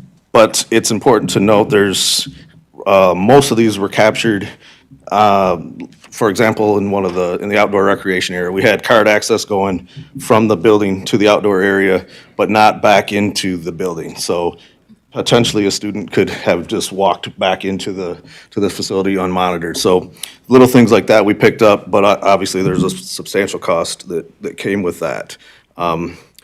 It does not impact the overall project budget. We did have contingencies in place for these sorts of things, but because of the dollar amount, I wanted to bring it to your attention before just approving it. So, if there's any questions on that. Yes, Terrence. Thank you. Yeah, so Chad, I know, we've talked about the contingencies. I think we had somebody here maybe last month or not too long ago from Granger, and that was one of my questions on the contingencies, and we hadn't received a change order at that point in time yet. This is pretty significant in the fact that it's about half of our contingency. How do you feel about where we're headed from here? Are you pretty confident that there won't be a lot of changes going forward? Do you think we'll still have this cushion, or? I am confident, and I'm confident that we'll remain to have a cushion. As I spoke, what you're referencing, I think last month or the month before, when they put together a project of this size, we have several buckets of funding allocated for different things, right? One of them that was pretty substantial was unsuitable soils. That way, we dig out there and find that it's swampy, and we got to bring a bunch of engineered stuff in. There was quite a lot left in that because we didn't encounter that. So we continue to move these funds from bucket to bucket as we go through the projects. So, and then obviously we want to utilize as much as we can and get the most bang for our buck as far as the facility goes once it's complete. So I'm confident that we'll have a pretty good cushion. And one of the other things I think the sheriff brought, or maybe it was Chief Judge, we want to look at fencing the employee parking area, making it secure with gate. So that may be something I'll bring to you in future, once we start ironing out some of these contingency items.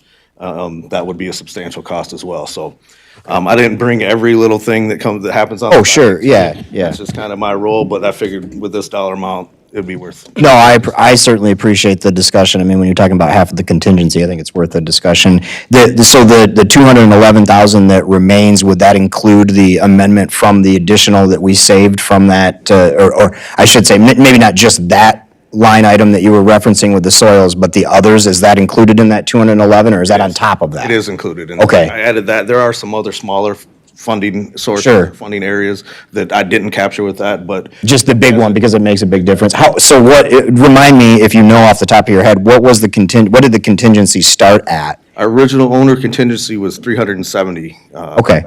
Okay. So, and then the contractor also carries a contingency for any omissions or errors that they find that's their fault during the Right. project. So, Right. so they pull out of that fund as well. I don't have that number in front of me, what they started with, but Okay. they missed some fire detection smoke alarms that was on them, so they have to pay for that out of their owner contingency, or their contractor contingency. It's not a burden of ours. Okay. All out of the same project, but it doesn't fall under our owner contingency items. Okay, good. So when you take into consideration the net change, then it's not as significant because of that extra that we saved. Okay, great, thank you. Chad? Yeah. So, I'm not much into construction, I just know how to get my fence fixed. But, short of that, because of the findings that this long conversation has been going for the last few months, we don't have to bid any of that out, do we? The 195,000, because that's kind of a significant amount. So because we're under contract already for the project, it's within that project. So if it was over and above something let's say we did this after the fact, we got finished the project, found out, okay, now we need to add all this stuff, then that would be a case we might have to bid that out at that point. But because it's under the contract, they are our source for any contractual changes. So this pot of money over here, we're okay on? Yes. Because it's in It's included in the total 10.2 million, yes. Okay, thank you. Yes, I'm assuming, based on your description, this is to make that entire facility consistent. But will that require us to update any other things on this campus to make it consistent through the sheriff's department, fire? I don't know what all this would require. No, it's a standalone building. I mean, there are significant changes that I've included in my capital improvement plan, which we'll get to at number 18 if we have questions. But there are changes around the complex that we need to upgrade and so forth. That's everything's kind of captured. Most of the security electronics, we're dealing with card access readers and intercoms, cameras, that sort of thing. We just did a huge project at the jail and sheriff's office with the same vendor, so everything is consistent. That was one of my requirements when we started this project through design. I didn't want to have a different system that didn't work with the money we just spent on the project that we did last year, so. Right, very good, thank you. any other questions? Okay, so Is it a motion or is this we need a motion. I'd like a motion. okay. Okay, it's been moved So moved. and supported. All those in favor say aye. Aye. Opposed? It's approved. Thank you. Thank you. And that concludes my update. If there's no other questions. Are we still on track to be finished with the childcare facility? Yes, that's a good question, and I had that on my notes and I skipped over it. But yes, everything's moving along on target, and even ahead of schedule because we had some good weather this winter, so. All right, good, thank you. Thank you. We move on to item 15. On Blair Hills Drain. Does she have a full faith and credit for Blair Hills Drain within the, get to it, within the, Chad, your presentation was way too long. You had some good maps. So you'll see the location of the Blair Hills Drain, and then the amount for full faith and credit is 1.4 million. And I would just like to note that as of 2023, we have, we're only at 7% really in relationship to drains, to our debt limit, and 11% overall. So with this additional 1.4 million. I'll move the full faith and credit. Support. It's been moved and supported. Is there any further discussion? All those in favor say aye. Aye. Opposed? It is approved. Now we're down to miscellaneous. No. Yes, yes. This is a request from Capital Council of Governments, and it was a request that had come through Chairman Mott for an increase in dues of $5,000. So right now, we're paying $5,000, they're requesting an increase to $10,000. Okay? And Chairman Mott would talk about it if Yes. Price of donuts go up that much? What's that? The price of donuts went up that much? They're very good donuts, Joe. Must be getting them from Terrence's place. Don't bring me into this. For those of you who don't know what CAPCOG is, or even that it existed, CAPCOG stands for Capital Council of Governments, and it was formed in, I believe, 2016, and I believe Blake was part of the founding members of that.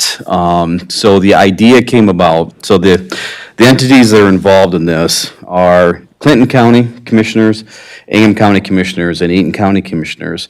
And then Lansing Regional Chamber is the facilitator of this, and that's where we hold our monthly meetings, and also Michigan State University.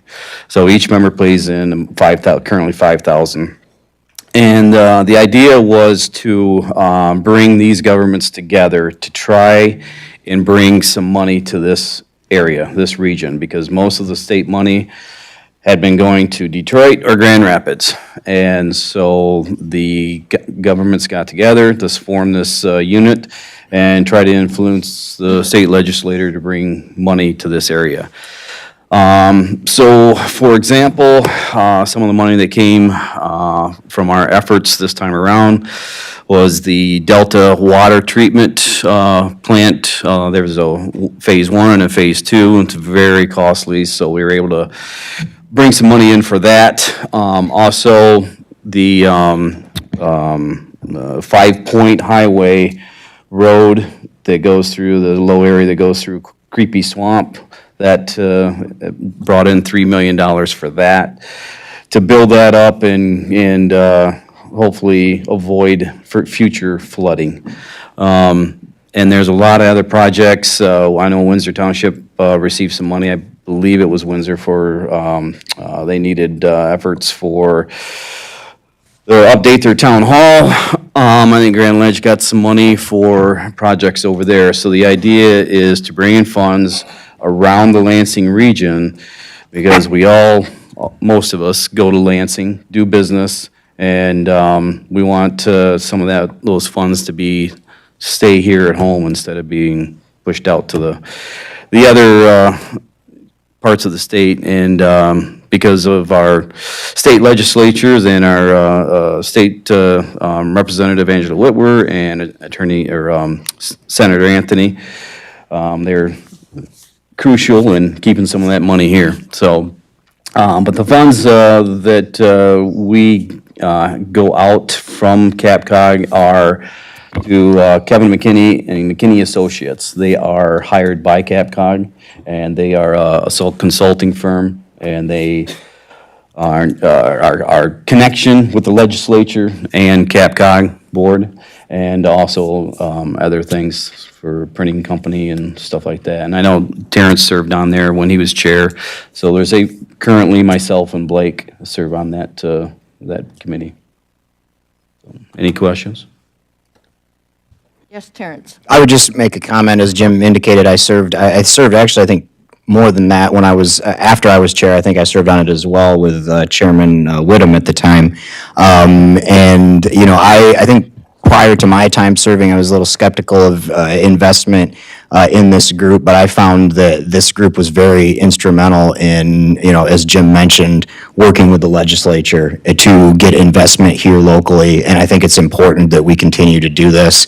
We're fortunate enough, as Jim has pointed out, to have very powerful legislators that are from and represent the Lansing area, and even the governor who was, represented Lansing and was from the Lansing area. So, but we need to continue to, if we're not there asking for the investment here in the region, the investment will still go elsewhere. So it's extremely important, even now with the legislators we have, but in the future, they may not be as concentrated in this area. So I think it's continued important. It's going to continue to be important. And for $5,000, I think, as Jim has pointed out, the amount of investment that has been brought into the region, at least in part due to this organization, I think is well worth the investment. So I would be supportive of this.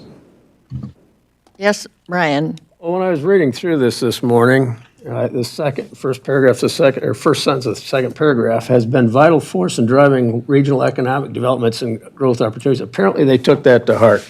100% increase in anything is 100%. I see it ridiculous. I understand we're hiring lobbyists for our area. I get that. But if we got people that helped found this and they're seated on the board, I don't know. I'm not comfortable with paying double in just it's not even 10 years that this thing's been in place. So I hope we're getting our money's worth. Well, And I'm wondering if in the next round, what's it gonna increase to? I'll tell you, Brian, it was woefully underfunded to begin with. The cost of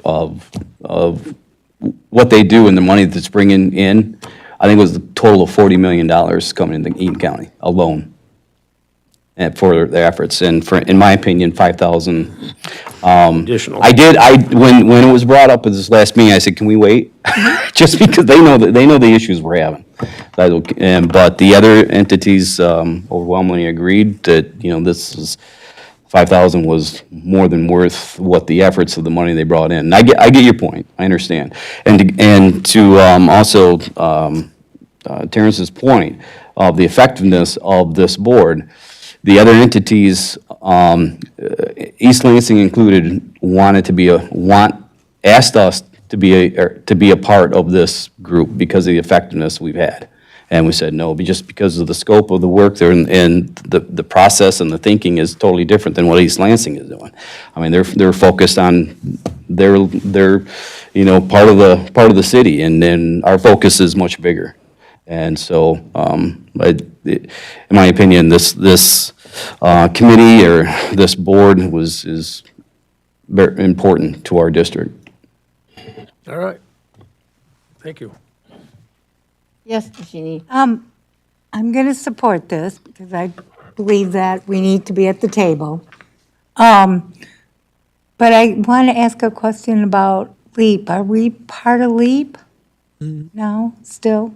Okay, I was just checking because I want us to be part of LEAP too. Yes, Terrence. I haven't Mac. Joe does. Yeah.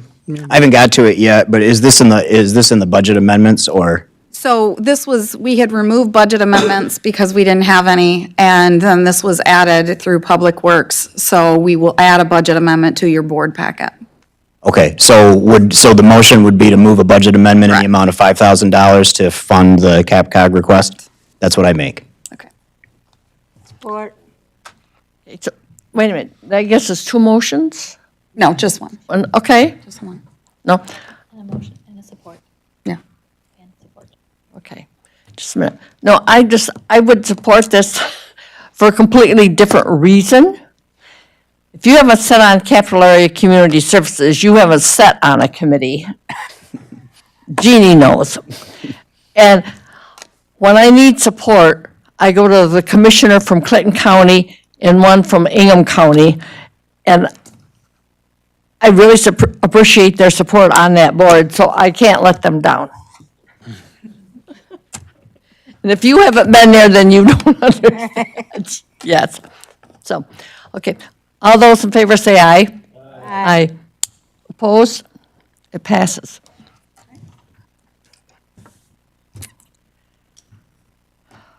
Bills? Move them.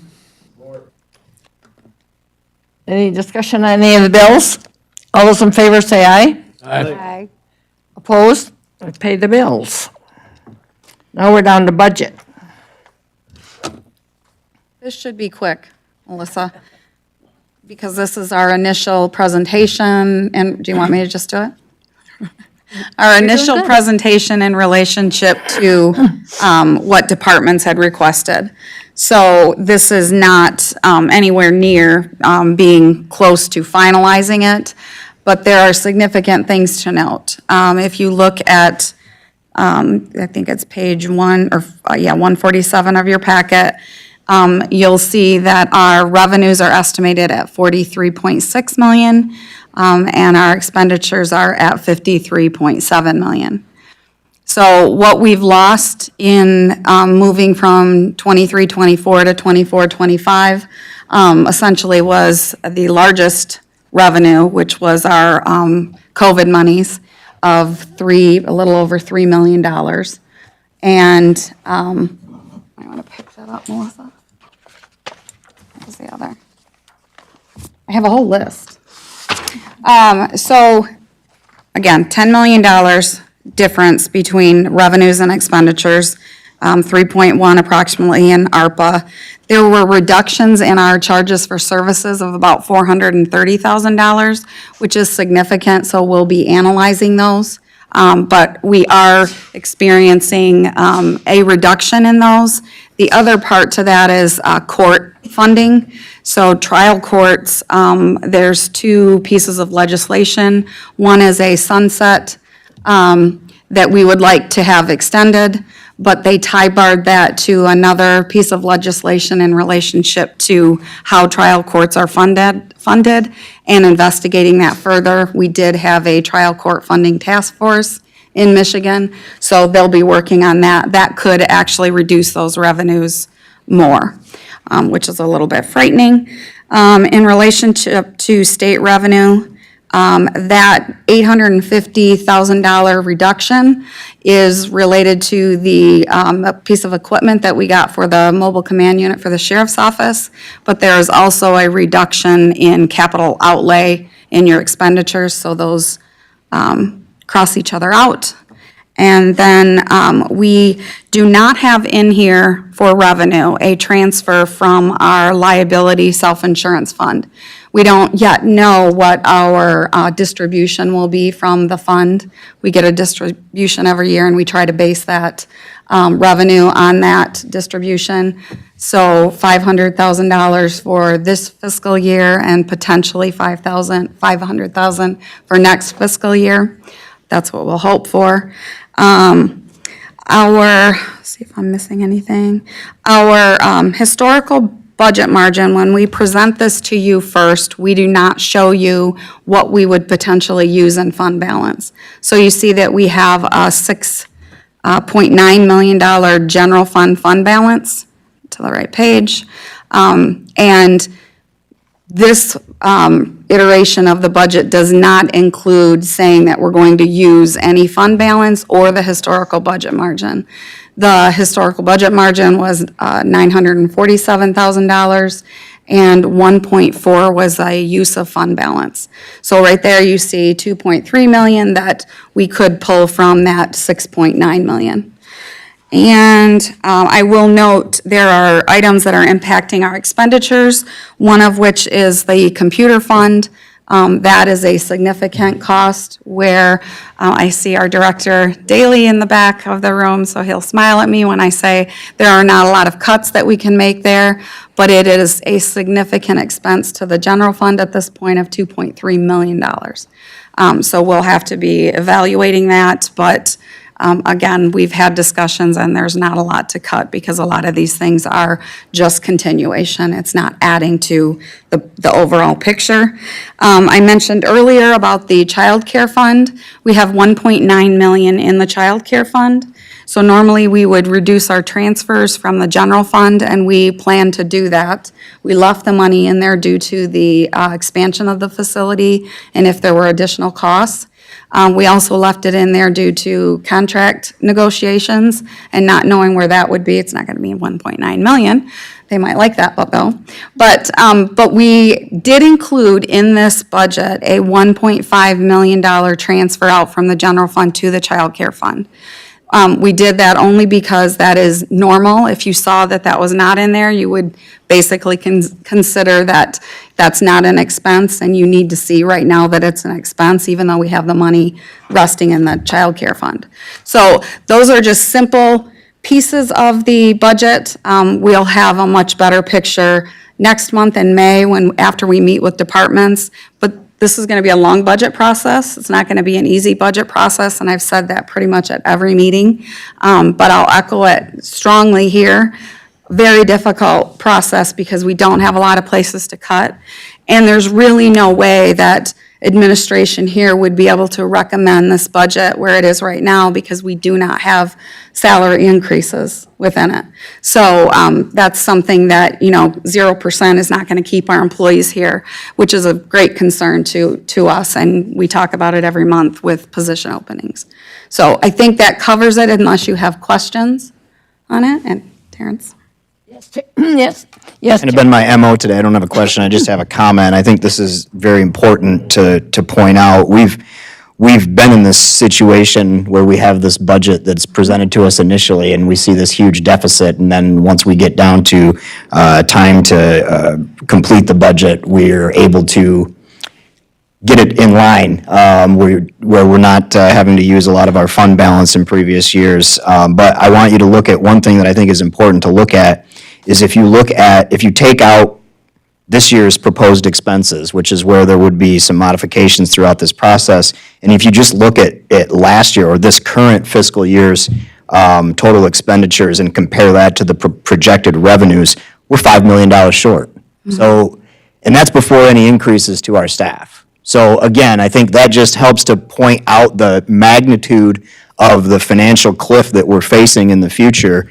We have some fund balance to utilize to help absorb some of that, but that's not something, obviously, that we can continue doing. So again, just to point out, and, for those of you that will be here next week for the discussion, the town hall that we're going to have with our residents, I think it's important to have this conversation and to talk about this, because again, even if we didn't increase anything, we'd be $5 million short, which obviously is a major hurdle that we have to overcome. So very important for everybody to be aware of that situation and understand that there's no way that throughout this process, we're going to be able to get this budget in line without significant cuts to services and likely staff, so without additional revenue. So just, again, want to make sure everybody sees that. Thank you. Any other comments or questions? Okay. Do you want to talk about the reclassification requests, Ben? Yes. And position requests? So we are currently, we've received classification requests, which is generally a part of the budget process. It comes through and it's in consideration. This would usually be about the time we would have it. There were a few late additions, and so we still need to compile the list and get it evaluated by our outside consultants, so we're not including them in this month's packet. The recommendation would be that we look at these requests in June after we're able to work through them and some of the other time-sensitive projects we're working on. And we also had some new position requests as well, again, as part of the budget process that we would recommend be included in that June discussion as well.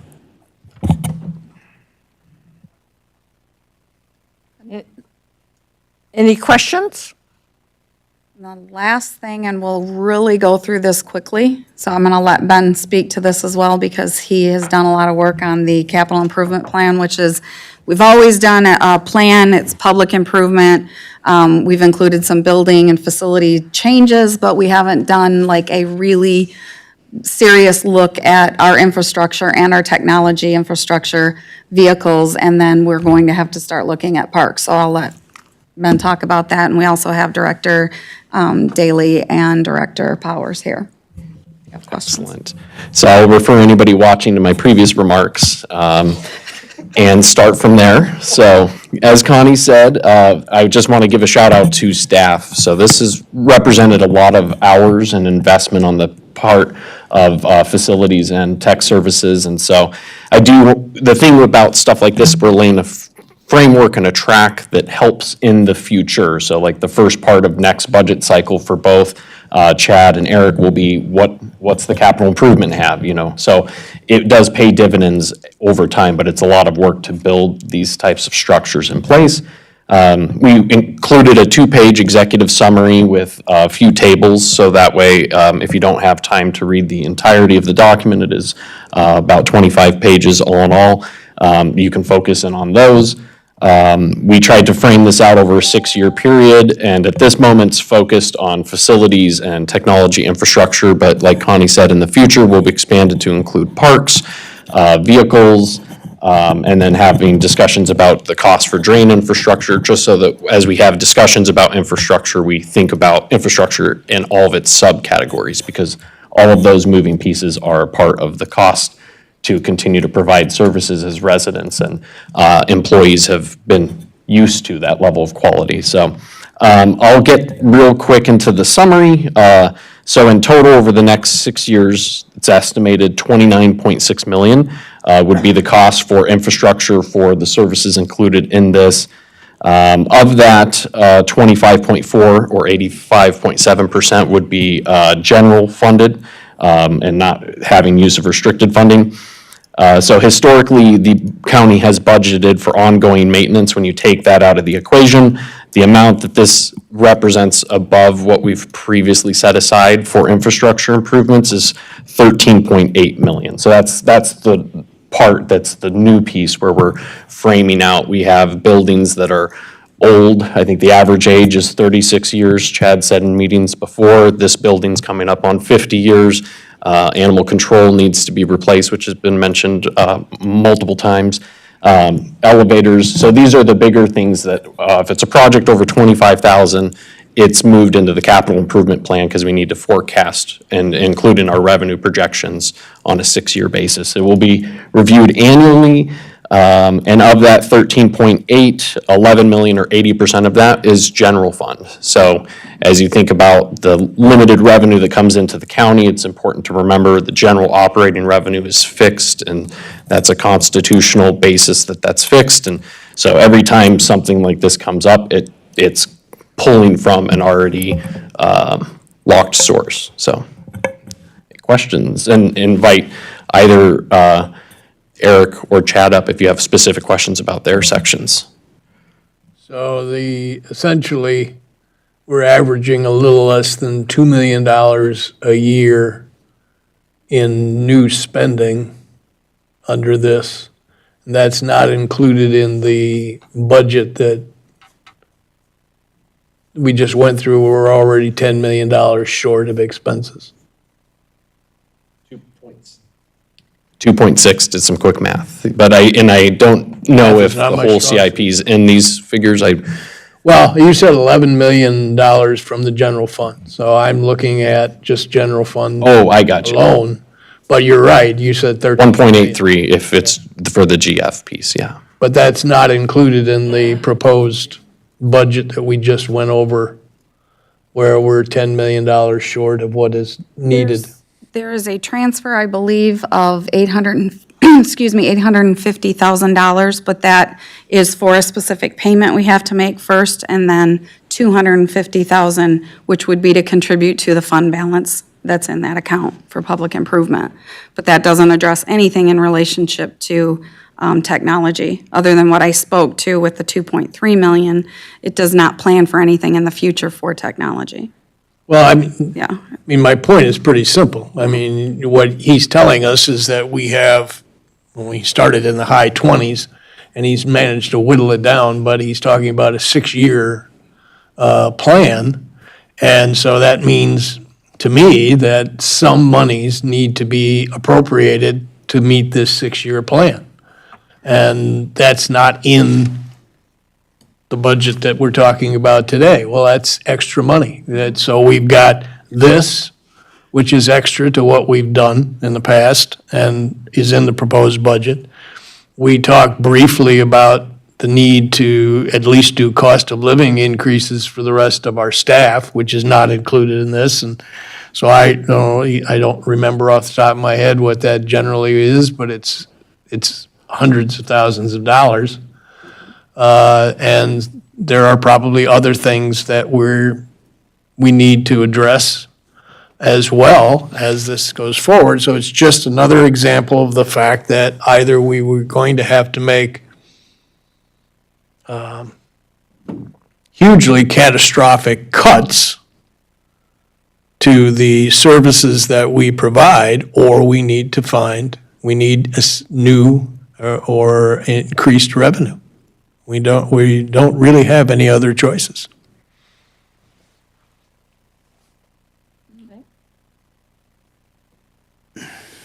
Madam Chair. Yes.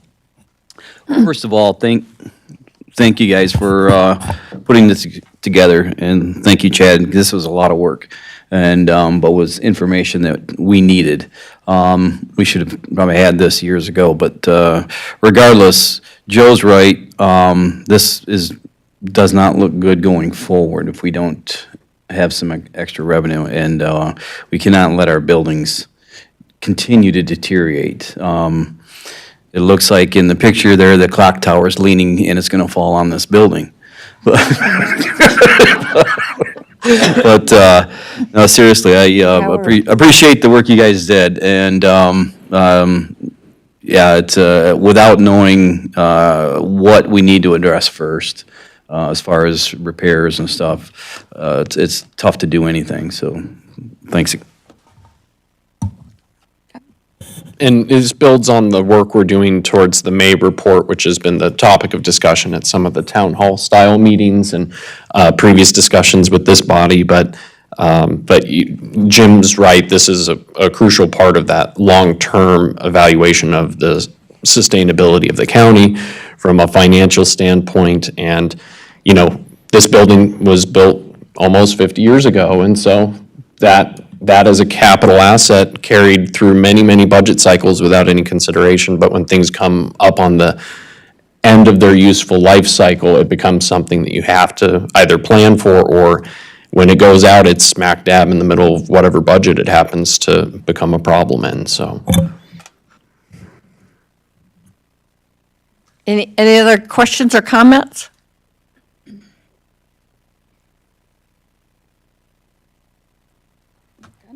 We're done? Nope, we have one more. Okay. This is the insulin price fixing. We have attorneys here who want to speak about a situation in which insulin has been overpriced for a number of years, and they're talking about a class action suit. So we would like to go into, or possible, like to go into closed session. So we would need. Chair, I would move that we go into a closed session under section 15.268, section 8E of the Open Meeting Act to discuss the insulin price fixing with attorney Lisa Esser from Summers PC. And this requires a roll call vote. Support. I did the hard part, Joe. I appreciate it. I was concerned about that. Commissioner Augustine? Yes. Commissioner Pearl-Wright? Yes. Commissioner Brayler? Yes. Commissioner Drosha? Yes. Chairman, Commissioner Lotzenheiser. Commissioner Lotzenheiser, sorry. Chairman Rogers? Yes. Thank you.